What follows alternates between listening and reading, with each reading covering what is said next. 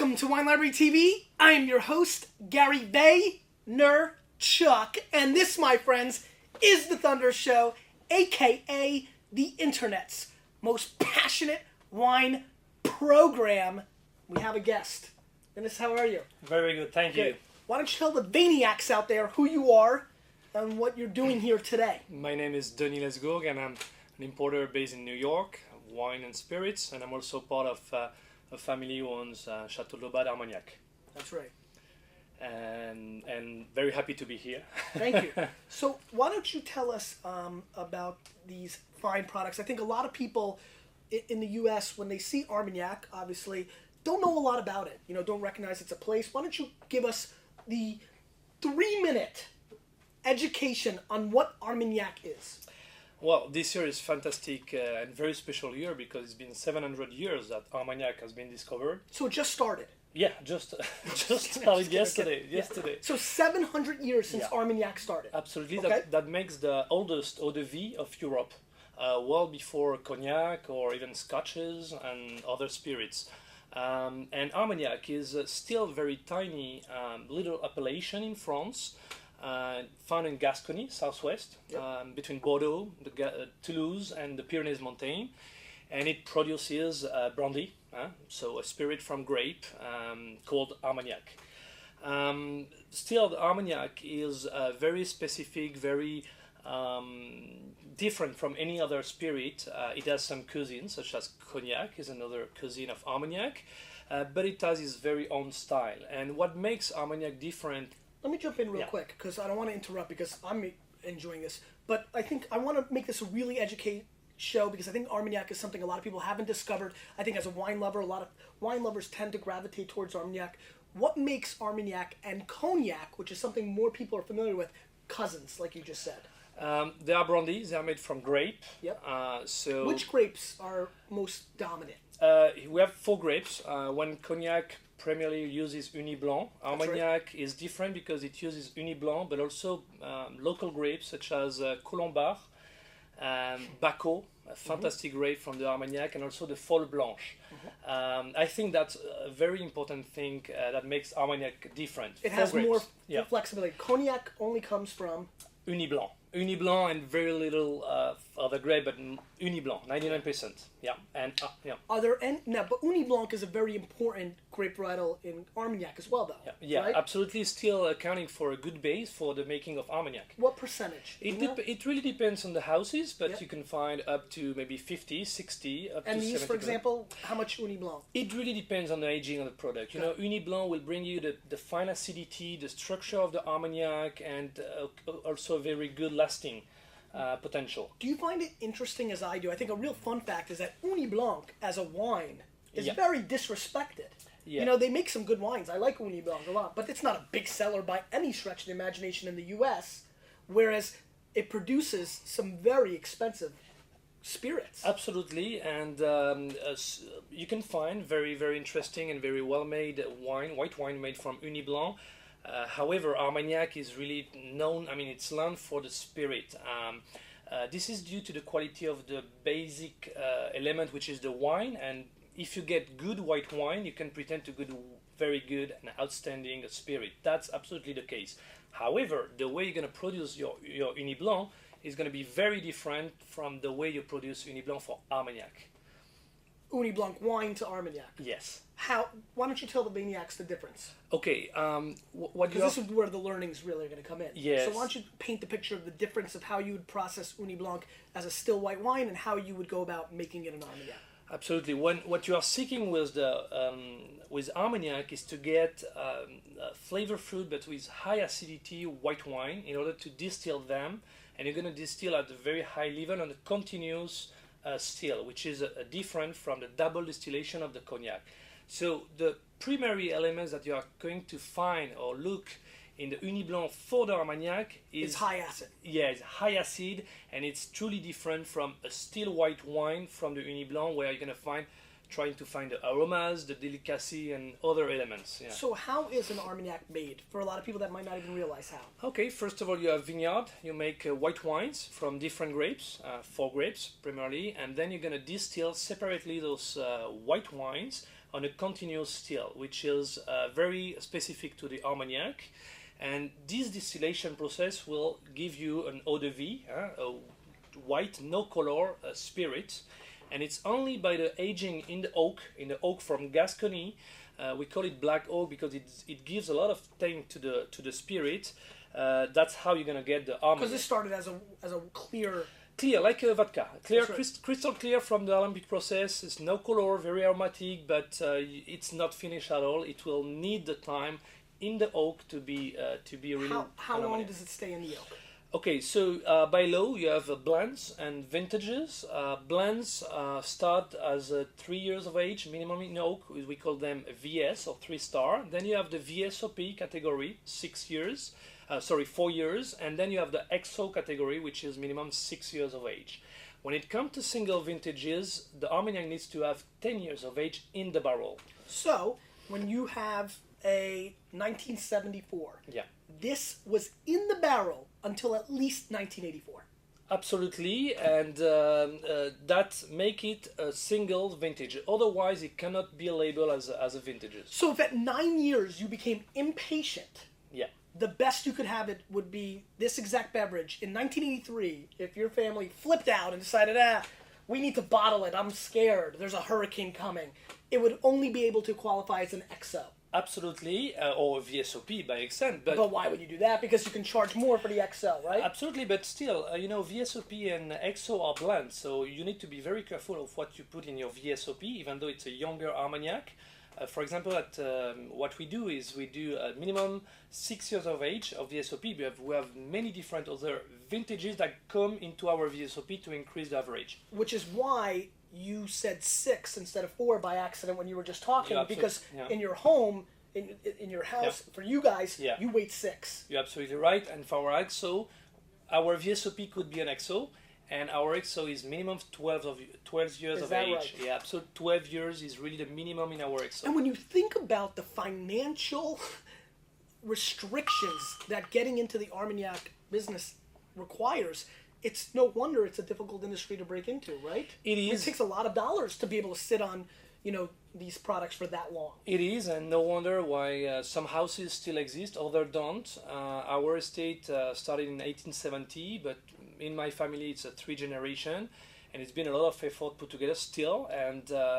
But you have to look at the future. You don't have to look for the past and That's right. the Armagnac.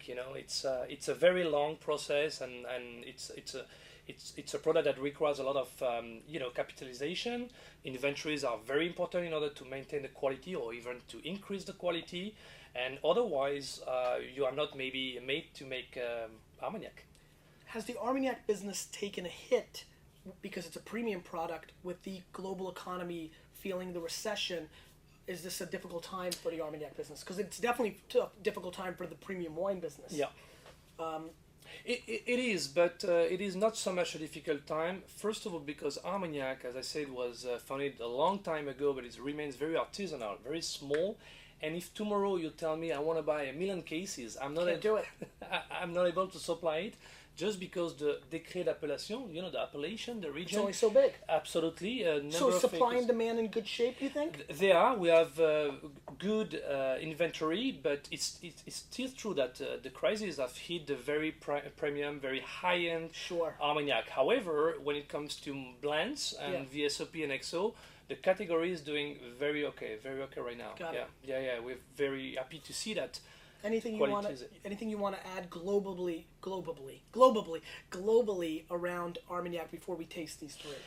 No, just that Armagnac needs to shine more, needs to be enjoyed more, because I truly think that it's... Does it upset you that cognac is much more universally recognized? Not at all, because we have no inferiority or superiority complex about that. We are farmers, as I say, we are family-owned businesses, and we know where we want to go. We know we want to produce quality spirits, and our product are really sought after by the connoisseur, which is important to us. Not by the vast majority. Not quantity, but quality. Absolutely, just that's the goal. And is there a lot more ability to make cognac than there is Armagnac? Like, is it a bigger region? Is there many more cases being produced? Yeah, I know it's a bigger category, but I know that at the Armagnac, tomorrow Jay-Z's like drinking Armagnac in the corner. You know, that's going to change Armagnac's brand. More people are going to go out and want to get Armagnac. If there was this insane, if Justin Bieber, oh, he's not, I was going to say he's not old enough, but if Justin Timberlake and Jay-Z and Oprah, and the New York Times, and everybody's pushing Armagnac, right? There's only so much more you can make. Is Cognac have more ability to make more product, right? Already, yes, that's the case, and we would be in a very bad situation if that happens. So however, you don't want Oprah and Jay-Z's endorsement? I mean, if they enjoy Armagnac, that's fantastic, and I'm with them, obviously, but it is true that the demand supply would not be able to be maintain and supply like that. So then the prices would go up? Maybe Definitely. so. Maybe they're already high for some very rare, spirits. They are. What is the most expensive bottle you guys actively make available, suggested retail from your library? Maybe $5,000. About for which one? That's more than 100 years, single vintage, and that costs around $500. So if a Vaniac who's watching right now wants to get something that's over 100 years, they can email me and we can specially order that. Absolutely. Because you're not housing that here, are you? We do house like a little bit of them, but it's very rare. So the Vaniacs are very, very rich, so they might actually want to do that. Okay, well, I'm excited about this. So let's go through this. Let's see what you got. Okay, you want to pour them? Well, or go ahead. I go ahead. So please. that's an XO. Okay. XO stands for extra old. So as we said, it must be 6 years of age. Chateau Laubade, XO, Armagnac. And what is the suggested retail price on this? That's $80. About $80. Yeah, 80. And so that's an Armagnac that is made from the 4 grapes: Uni Blanc, Colomba, Bacco, and Folle Blanche. We try to really find the right and the proper balance in the varietals, in the usage of the varietals, but also in what kind of vintages we are going to use. Because an XO, the goal, it's a blend. We want to create the same XO throughout the years. So, but you want stability. Stability. It's like a non-vintage brut champagne or. That's right. It's a great way to think of XO in the same way you would think of, Clicquot or Moet, Perrier-Jouet, non-vintage. They're blending. You're always adding more from the new vintage in there, right? Absolutely. So that's the key. It's a very difficult process. It is. It's on the nose. It's our master blender who is gonna use his talents to define and find out what proportion of each vintage of each grape we should use. So when a master blender retires or passes away, you normally see a shift in the blend because it's a different palate, huh? We try not, because the family is very involved in the process, obviously. So who's the master blender now? We have a person who has been with us for more than 20 years, but is assisted by my brother, my father, sometimes myself. You can manage to be there. But it's a process. Do you insure his nose? That's a good question. We don't. Do some people do that, It though? would be too much expensive. I understand. I don't think so, to be honest with you. I don't think so. Right, so let's go through this. So what are people looking for? I mean, obviously, I've always found Armagnacs. My dad grew up a very big cognac drinker, and then at times we would have Armagnac as well. Very aromatic in comparison to a lot of spirits. Yeah, it is. The aromatics are very, very important, very upfront. When you just smell an Armagnac, you're gonna find a lot of different flavors, different aromas, and a mix. Always a very good mix between different flavors, and that comes from, I think, the quality of the grape, the quality of the wine, and the fact that we blend them together. I mentioned to you a grape that I really enjoy. It's the Bacco, BACO, and more specifically 22A. Because Bacco is named after a teacher in 1898, so a long time ago, who discovered that grape. And it's amazing how they normally name it after themselves. Yeah, I mean they want to be famous forever, right? And forever. I understand. But he made a lot of studies, a lot of research before sure. finding that Bacco, it's an hybrid. It's an hybrid between Folle Blanche, which is another grape of the Armagnac, and Noah grape, N-O-H. And it was the 22nd plot on the row, so that's why it's 22A. Got it. Not to be confused with the Bacco Noir that you can find in Canada, which is not an hybrid. It's a vinifera. Yeah. So Bacco, I love that grape. I love that the flavors and the complexities can bring to the Armagnac, and also its capacity to age in the long run. So let's taste this. I mean, the nose is amazing. It's got this great kind of golden caramel butterscotchy kind of nose. And then I get a little bit like almost tobacco on the back end of the nose. Yeah, absolutely. Which I thought was really fascinating. Very powerful, like loose leaf tobacco. Yeah. Tobacco leaves. It's one of the major. I'm glad you can find it in this Armagnac. Nice. Also chocolate. Maybe I shouldn't show my nose. Yeah, that's gonna be a good idea. Tobacco leaves, chocolate. Mocha. It's funny you said that. Mocha flavors, also coffee, coffee notes, roasted coffee, and that's really the kind of aroma you're gonna find in a premium Armagnac that's already been aging. Yeah. Make it a little toasty today. No bucket with the hard stuff. Go and put some hair on the chest.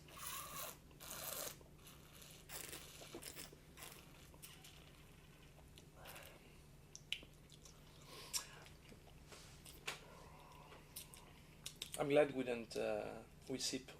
No spitting on that. You don't have to spit. Did you see? No bucket. No, that's good. I like that. Were you happy I did that? I'm you were very expecting happy. the bucket, right? Yeah, of I course. was expecting to drink with you today. Yeah. To drink a great Armagnac. So, I would never sit here and begin to, maybe I have Armagnac 7 to 12 times a year, normally after drinking an enormous amount of wine. But what I've always found so fascinating is, for certain palates, the heat and the alcohol is too overpowering. And that really becomes the line in the sand, doesn't it? It's the palates that can get past the alcohol and really taste the flavors. It's quite interesting. I think that I'm also a fan of Scotch and rum, and I still think, every time I get brought back to tasting Armagnac, and they're close. Let me ask you this. Yeah. How close do you think Armagnac and Cognac are? Well, for you, they must seem not that close, right? No, not really. They can be different depending on the Armagnac, depending on the Cognac. They can be close, but they can be absolutely very different. I'm going to take an example, like Please. Scotches.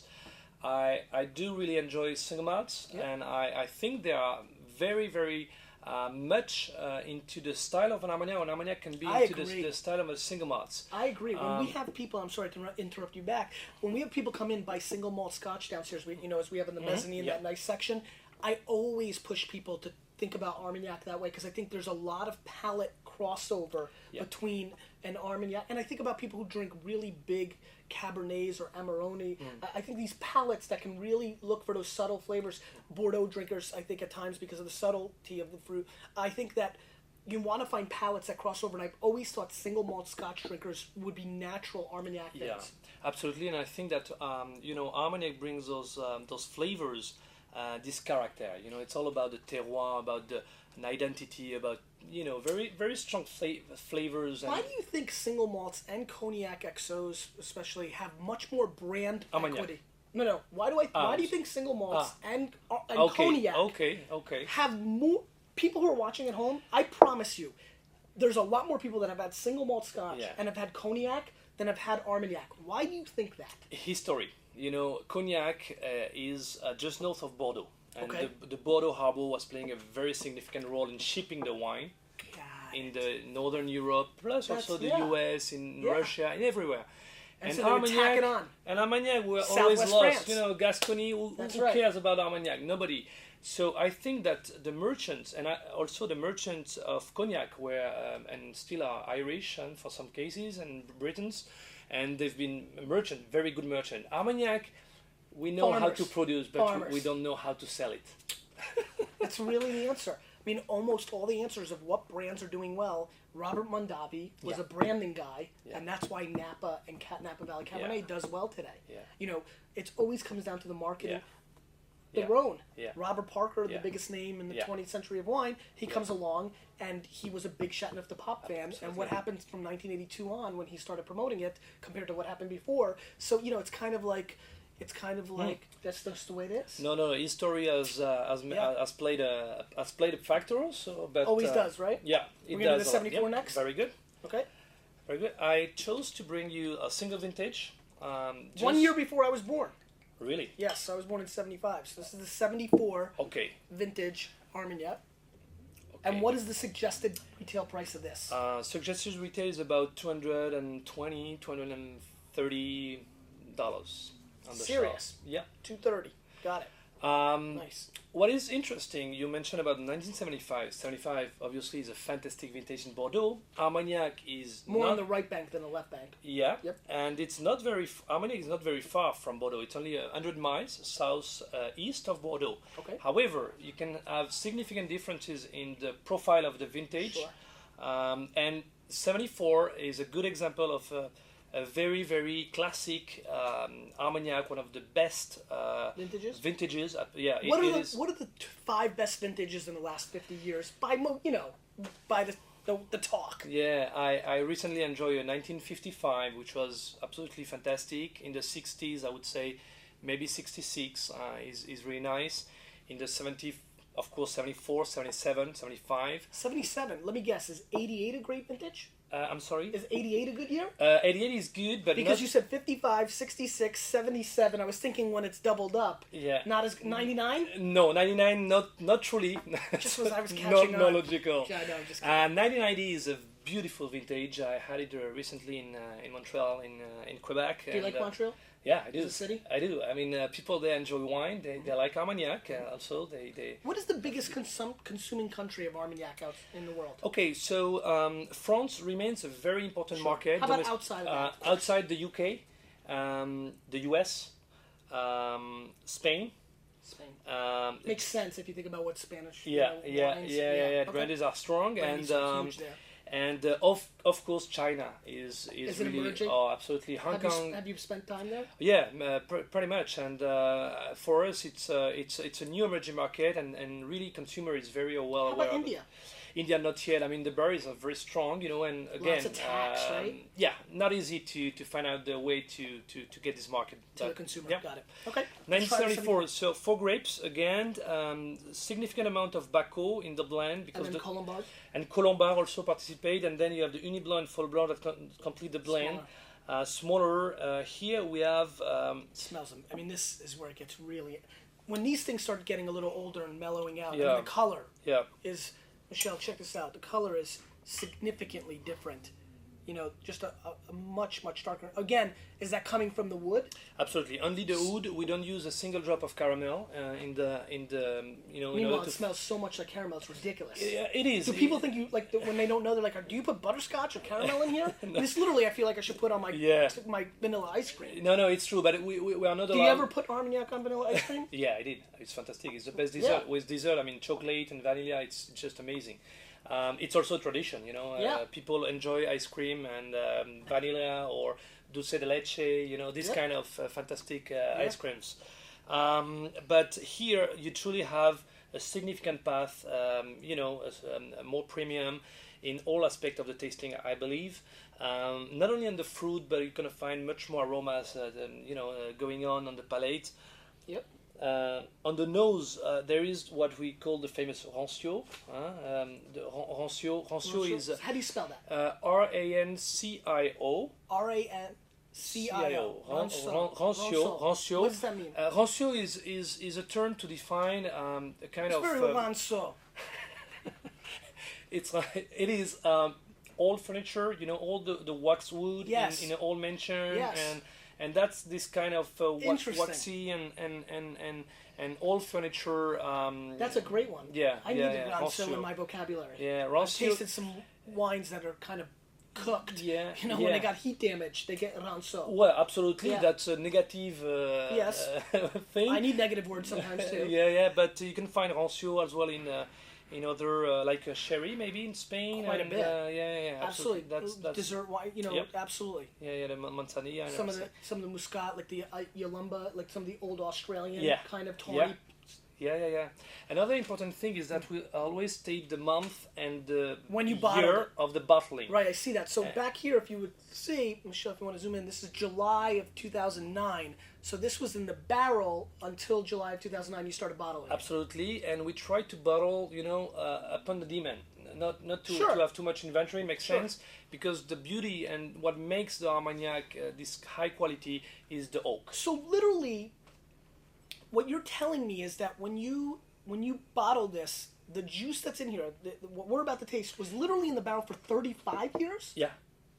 I mean, the distillation was in November. So there's Yeah. 1974 vintage Laubade Armagnac that was in the barrel for 25 years, and then there's some that's 35 years. So if my friend bought this a decade ago, and it's a July 1999, Yes. how different will that taste? It will be obviously 10 years older in the style because the oak That's bring freaking bring fascinating. bring the flavors and the aging. As you know, there is part of oxidation in the Sure. in the Armagnac that takes place, oxygenation of the Armagnac. So they're gonna taste completely different. I would see Right. more common factor between a 1974 and a 1971, let's say, than between a 74 bottled July 09 and a 74 bottle August 1999 A bigger difference in in the same 74 in the same 74 oh, yeah. than the vintage. Oh yeah, you A know, bigger difference in the how long it was in the barrel compared to the growing season. absolutely. I mean, Wow.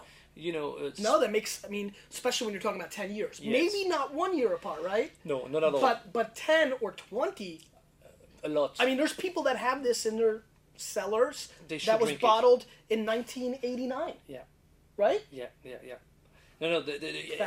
As long as you buy an Armagnac, I didn't really put You- that all you- together. I mean, you have to enjoy I it. did because you have wines that are done in, in the style, where they're, 40 aged year old, or they're 1940, but it's, over time they're topping it. Yes, They're yes, topping it. So yes. the lowest common denominator Yes. is that vintage. Yes. This is a little bit different because this is all 1974. It's not like you put in 75 No. and then, you know what I'm talking about. Yeah, With a yeah, lot of wines, yeah.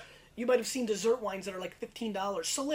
Solera. yeah, This the is Solera. not no, Solera. that's not the concept of Solera. It's 100% So, from the same year. I Yeah. want to make a big point here. When you've seen Solera style dessert wines, maybe you've seen Parker Rate a 1929 tawny. What's going on is there's a little piece of 1929 and they keep topping it. In 30 they put more, in 31 and 32, and they keep topping it as they use it. So at the end of the day, 40 years later, there's like this much 29, this much everything else, but they still call it 29. What you Yeah. have here, even though it's bottled in 2009, is 100% 1974 Armagnac. So it's not in the Solera style, and that's why you have this crazy variation. There's a given variation in the Solera style because it's always changing. It just tastes different. Here, your variation in flavor is not the blend or the growing season, it's how long it's been in the barrel. No, absolutely, and the thing is very very different. Difficult, sorry, to just say okay, we're gonna produce that much of a single vintage because we don't want to.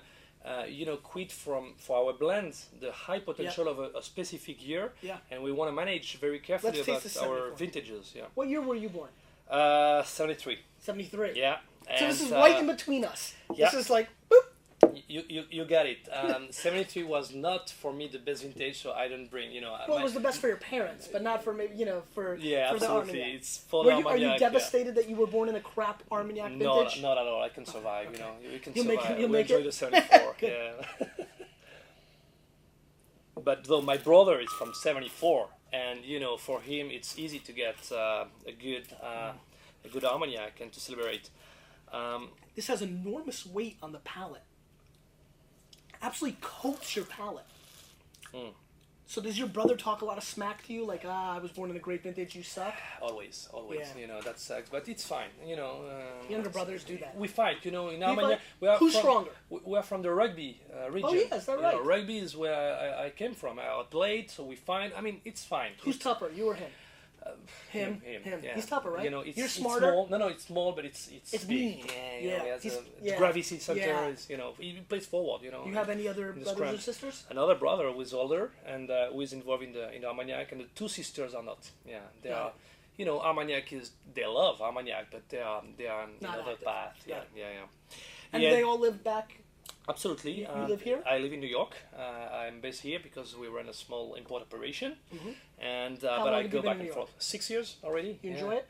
God, Love it, love it, we love met the first time we met a while back was you were just getting here, huh? Yeah, absolutely. I was Couple there years and ago? I was starting to understand football, because Yes. when you come from the rugby, and I love it. I mean, especially the playoff, obviously, because it's a fantastic game. But Yeah. it's so different, but you have some common things, Similarities, obviously. some Yeah. themes. Just the thing that you can throw the ball forward is absolutely prohibited in rugby. Yeah, so I know.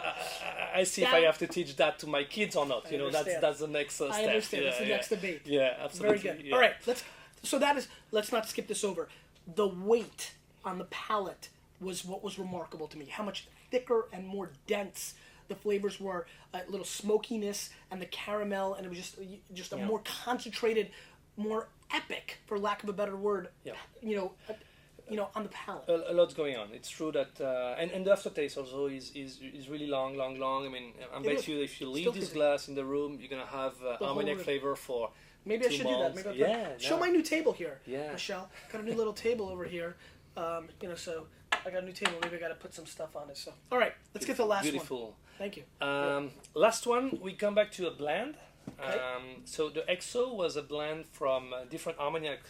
I forgot to mention that in Armagnac you have three different regions. You have the Bas Armagnac, which is to be found in the western part. You have the Haut Armagnac and the Ténarèse. All of them are giving different eau de vie. And the Bas Armagnac is considered what? The top? It's considered very fine, very the fine, like a Grand Champagne in Cognac. Yep. But in Haut Armagnac and Ténarèse, you have also fantastic Armagnac. Yep. And what is the suggested retail of this? That's $350. $350. And it's a blend. It is a blend. It's a different blend from the XO. First of all, the only common factor with the XO. How long have you been making this? Only 3 years. That's what I thought. It's a new release from us. I felt. Armagnac is very well known for its single vintages, but we wanted to really propose to our customers. Yeah. This bouquet is a blend, dynamite. Yeah. I mean, it's all about the blend. A vintage, you are limited to the vintage. A blend, sky is the limit. Any chef would rather blend than have a vintage. Yeah. I mean, you have more flexibility. Yeah, absolutely. Any painter, if you can only do it in black and white, there's only so much you can do. It can be amazing. It can be the best. Yeah. But boy, oh boy, you give them color. It's kind of like the Kindle versus the iPad. Yeah. Right? Yeah, the Kindle is great, but I think this iPad's going to be a problem for the Kindle because it's got color. Yeah. Yeah.